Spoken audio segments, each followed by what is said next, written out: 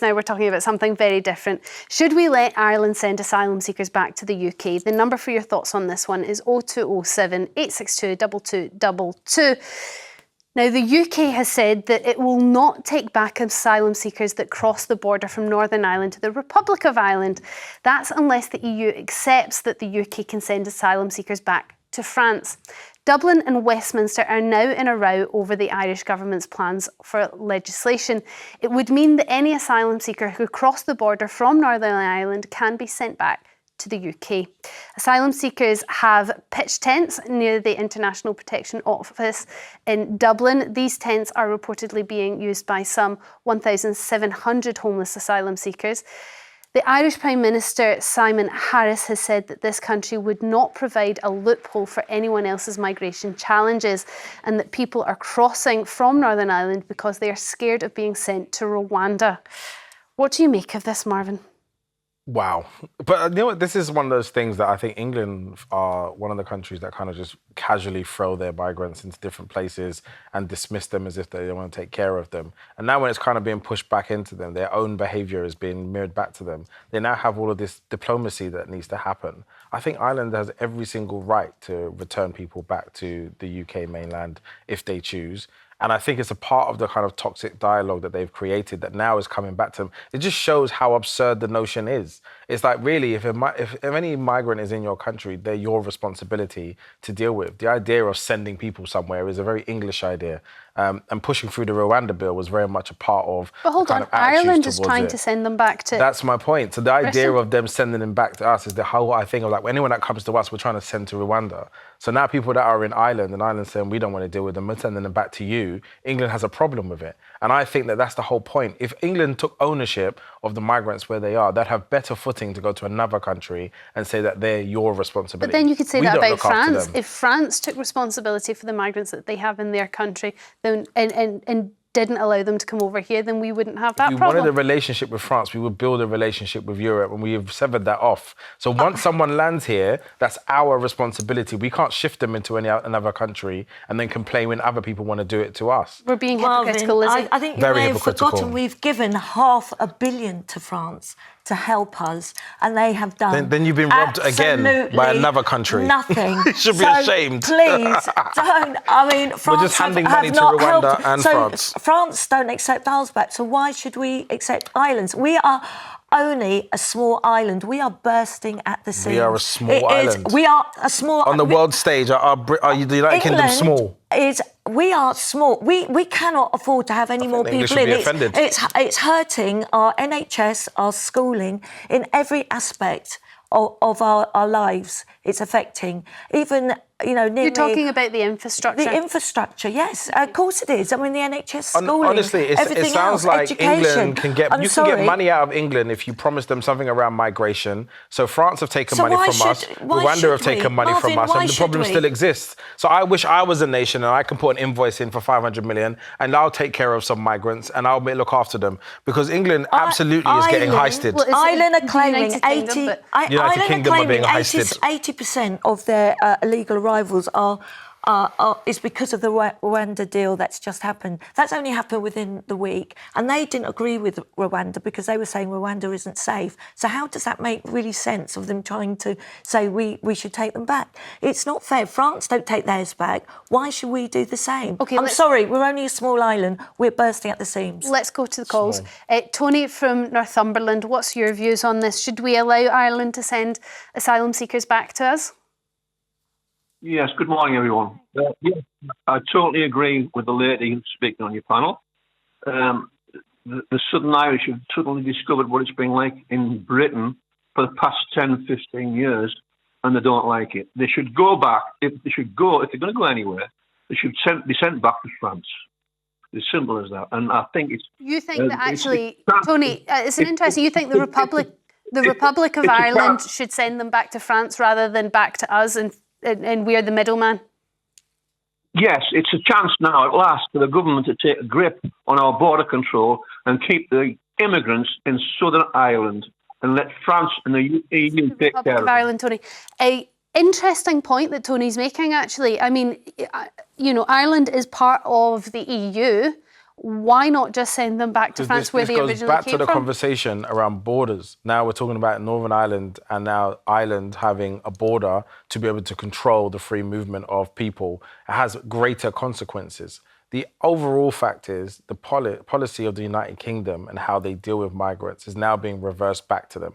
And then even though they're spending money with France and with Rwanda to change the scope and how people feel about coming here, it is not going to have the impact. It's going to cost us a significant amount of money. And if, as a United Kingdom citizen or an English citizen, I'm offended by how much money is being spent on this problem and is not moving the needle. So the fact that it's happening to us as the United Kingdom, we should be embarrassed. We need to handle this big conversation about handling our borders was what was driving things like Brexit. You haven't solved the problem. And you've been in power for the whole time. So for me, I need a new strategy for how we're dealing with migration. Where are these from this is embarrassing. To go? Our hotels are packed full. It's costing us 8.5 million a day. That's not an Irish problem. That is something that Britain needs to figure out. Why don't French take ours back? We've given them, $500 million. Because they have no relationship with you to do so. So why should we take back islands? Because they don't have a relationship we have with no you. relationship with them now. That was our choice.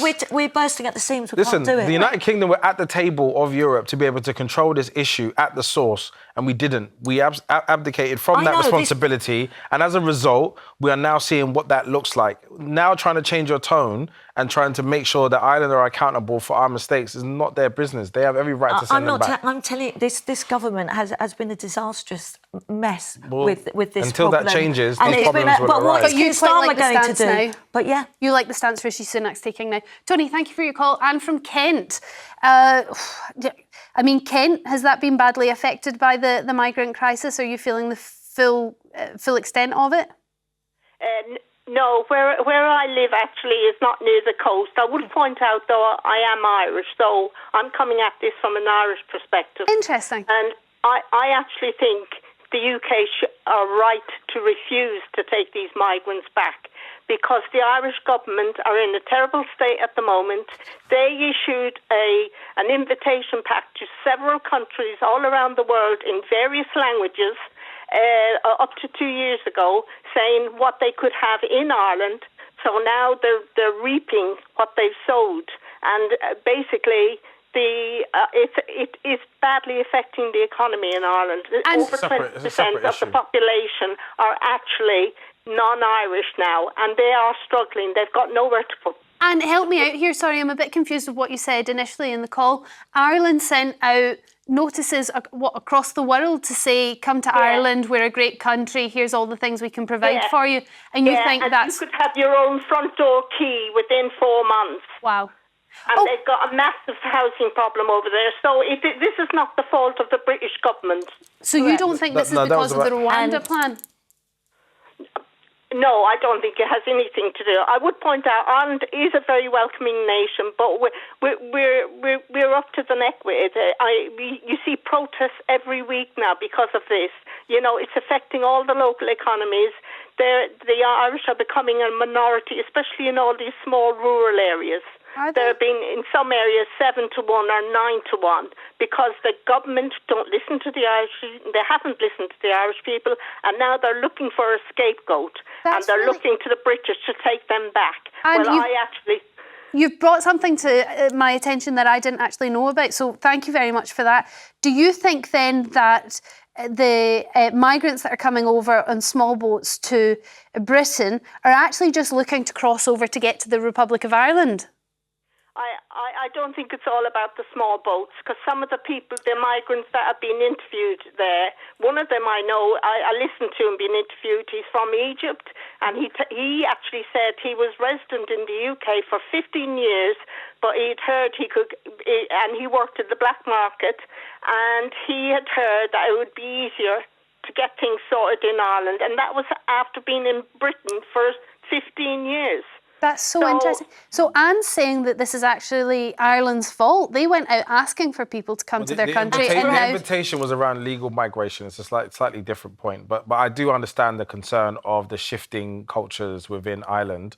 But the whole point of having 1,700 people outside of this particular building is not to do with that. And what this is that there's fear of being sent to Rwanda, which is it an illogical policy anyway, is having an impact on the surrounding countries. And Well, the government will today say that it's got anything to do with the fear of Rwanda. The fear of going back to the UK means that the desperation in getting asylum in Ireland becomes way more significant. And so inherently it is going to create problems around neighbouring countries. And that is something that England or the United Kingdom have to consider in the policy that they've actually created. Well, we had our first failed asylum seeker sent to Rwanda today. So the government today will say that migrants are not scared of being sent to Rwanda. Some will actually electively go. But that's not under the Rwanda bill. No, it's a completely separate. It's a completely separate thing. No one is. Honestly, they've done surveys, and people are saying they know Rwanda's not working and going to happen. It's just been a total waste of money. Well, then why are they going to Ireland? It's all very interesting. And thank you very much for your call, Sam from Liverpool. What do you think about this whole thing? Personally, I think that it is wrong. Anyone should have the right to reside anywhere in the world. It's wrong, obviously, that there's not enough houses built. But I think that's mainly what it comes down to. People are seeking protection. They are coming over here. There's a lot of assumption, and people are led to believe that people are coming over here to get access to houses. As you were talking about before, in Ireland, is it easier? Someone was told if they go over to Ireland, they can get things easier. When the previous caller saying the person had lived in England for 15 years. I've lived in England for 14 years, and I'm originally from Northern Ireland, close to the border in the south of Ireland. I return many times a year, and I have seen how bad things have got since we have come out of Brexit. It was rushed through so quickly. What I think is Lizzie sitting on the couch, or Elizabeth, had said about it's a fact in the constantly talking about the NHS. 43% of the staff that worked in the NHS were from the European Union and returned to their own countries.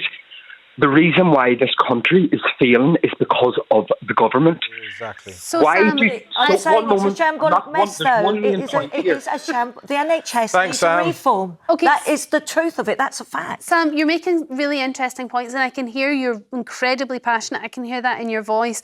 But clear things up for me here, because you think everyone should be able to reside.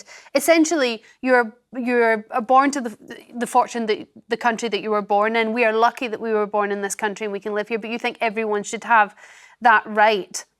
And so, if somebody has then decided to go to Ireland, surely they have the right to reside there, and we shouldn't accept them back. Why is it? If someone's looking to contribute to society, why shouldn't they be able to contribute to society? If they're not going to be able to give a visa to be able to contribute, I hear you. Why can't they contribute? I hear your theory on this whole situation, but just let's focus in on this problem of asylum seekers and migrants heading over to the Republic of Ireland, Ireland wanting to send them back to the UK and us refusing. So we have two issues going on here. The fear that when migrants come to this country, or asylum seekers come to this country, we're going to pack them off to Rwanda. And then you've got migrants in the Republic of Ireland, for whatever reason, they want to stay there. Should they be allowed to stay there then? Should Ireland not be allowed to move them? Every country has got a responsibility to deal with a person. If France are not dealing with their migrants and they're cross-channeling them into the United Kingdom, that's not our responsibility. That's France's. We cannot pinpoint that on France. We've got a responsibility to deal with it. Do you think France is failing in the responsibility, Britain is failing in the responsibility, and Ireland is failing in the responsibility? I'll be honest, I don't know if France are, because I haven't looked into that too much. But as for the United Kingdom, I do think that we are failing 100%, along with the government. Thank you for getting to the bottom of that. Cheers. Thanks, Sam. Petros from London, what's your view when it comes to taking asylum seekers back from Ireland? Hi there. Afternoon, everyone. To be honest with you, I just think that the situation has become, it's such a farce. It's almost comical, apart from the fact that you're dealing with people's lives. If I was the Irish government, right, you've got an open border in Northern Ireland, I would literally stick those people on buses and drive them straight back into Northern Ireland, because there's nobody there to stop them. Just like there was no one there to stop them to take them into Southern Ireland. But Petros, the problem that we have... Sorry? They just come back. So if you're going to put asylum seekers onto a bus and put them back into Northern Ireland, those same asylum seekers are just going to take their backpacks and walk right across that border again. It's going to be a constant yo-yo. It will be like ping pong until somebody finally decides to take some kind of control and do this properly. The problem is a much wider problem. Europe has a problem across, the whole of Europe with regards to the immigration situation. And it started years ago when people were crossing over the sea into Italy and into Greece. And when those two governments asked for help, the Germans, the French, the British, everybody ignored them because it was their problem. And I know for a fact, because I'm of Greek origin and I've got Italian friends, customs officers on the borders were taking backhanders and saying, listen, go through, as long as you don't stop in Greece and Italy and you head to the countries that you really want to go to, thank you very much, see you later. Because when they asked for help, nobody wanted to contribute money, nobody wanted to contribute personnel and actually deal with the problem at source, okay? I don't dispute that that's probably... Yeah, that's probably been going on. But isn't that exactly what we're doing as well? I mean, we're allowing people to cross over from Northern Ireland into Ireland. And why wouldn't we? Yeah, no, look, it's a major problem. And until you deal with the problem at source and stop people crossing the Med and getting into Europe and then start helping people in the countries they originate from so they actually have a decent life, Petros, and so on, it's going to keep on happening. They're not just crossing in the Med, though. They're coming from all over the world. Yeah, but they've got to cross the Med to get into Europe from the southern side, and they've got to cross the Med from Turkey to get into Greece and to Bulgaria and so on. So we need to deal with the problem at source. Okay. And Petros. so if you don't deal with the problem at source, it's going to continue. But for me, if I was the Irish government, I'd say, here you go, put them on buses, take them back. Now sit down and talk to us about solving this problem properly. Okay, Petros, thank you very much for your insight there. Nicholas from Manchester, lots of calls coming in on this one. What's your view? Hi, good afternoon. It's not particularly about Ireland. It's about the UK. I'm in Manchester. Firstly, when I saw the news the other morning, the French police doing absolutely nothing about a boatload of people coming over, I was horrified.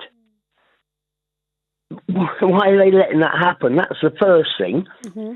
The second thing is, when we do find them coming across, why do we pick them up and give them a taxi to our shores? So they're Why don't we just turn around and take them back to where they come from? Because France won't accept them. We're not allowed to do that. When we left, when we Brexited, we severed ties with France, so they don't have a responsibility to take them back from us.